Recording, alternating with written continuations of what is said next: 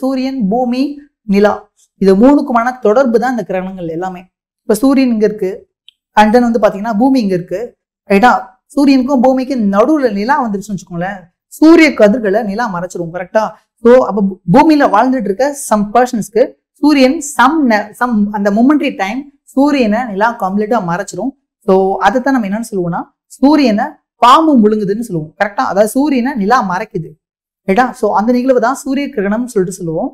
And then வந்து பார்த்தோம்னா சந்திர கிரகணம் வந்து பார்த்தோம் அப்படின்னா இது சூரியன், இது வந்து பார்த்தீங்கன்னா நிலா, அண்ட் சூரியனுக்கும் நிலாவுக்கும் நடுவுல பூமி வந்துருச்சு அப்படின்னா, பூமி ஆக்சுவலா நமக்கு ஆல்ரெடி தெரியும் சந்திரனுக்குன்னு தனியா அது ஒளி எதுவும் உமிழாது, அது ஒளியை பிரதிபலிக்கும், ரைட்டா? சூரியனோட ஒளியை அப்படியே பிரதிபலிக்கும், அதுதான் நிலா. இப்போ சூரியனுக்கும்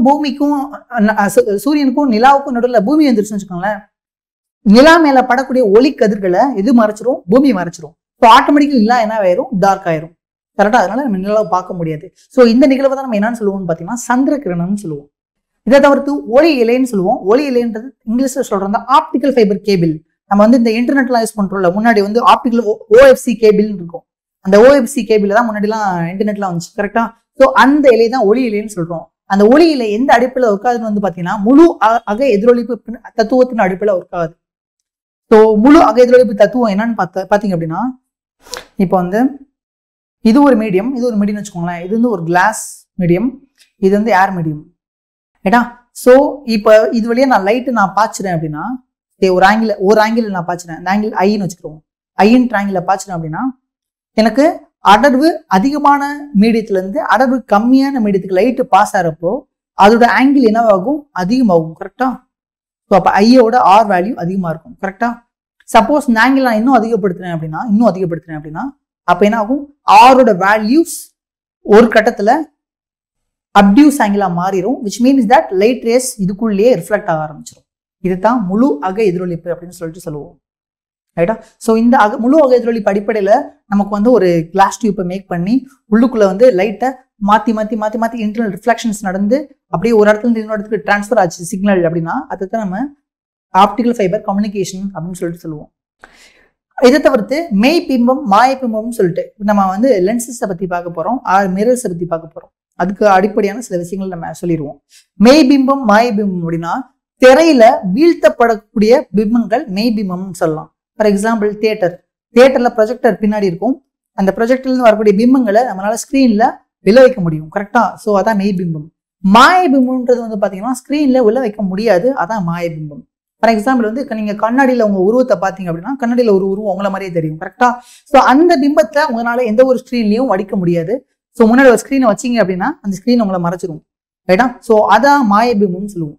ஸோ அப்ப திரையில் வீழ்த்த முடிந்த பிம்பங்கள் மெய் பிம்பங்கள், திரையில் வீழ்த்த முடியாத பிம்பங்கள் மாய பிம்பங்கள்.